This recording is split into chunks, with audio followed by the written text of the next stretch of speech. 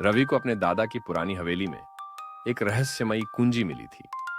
ये कुंजी सुनहरे रंग की थी, लेकिन उस पर जंग लग चुका था। हवेली के एक कोने में एक दरवाजा था जो सदियों से बंद था। उत्सुकता से भरे रवि ने उस कुंजी को दरवाजे के ताले में डाल दिया। जैसे ही दरवाजा खुला, एक सर्द हवा का झोंका उसके शरीर को कंपा गया। कमरे के अंदर घना अंधेरा था और एक अजीब सी गंध फैली हुई थी, जैसे कि वहां लंबे समय से कोई नहीं गया हो।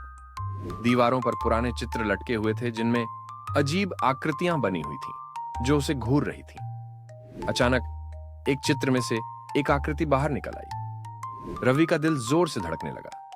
वह पीछे हटने लगा, लेकिन दरवाजा अपने आप बंद हो गया। अब कमरे की हर दीवार से वैसी ही आकृतियां बाहर निकलने लगीं।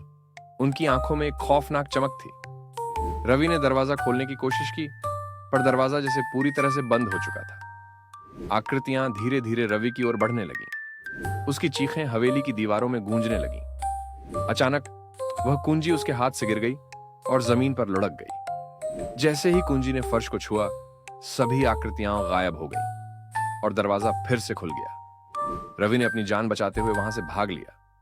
बाहर आते ही उसने वह कुंजी दूर फेंक दी और कभी पीछे मुड़कर नहीं देखा। Subscribe and like for more videos.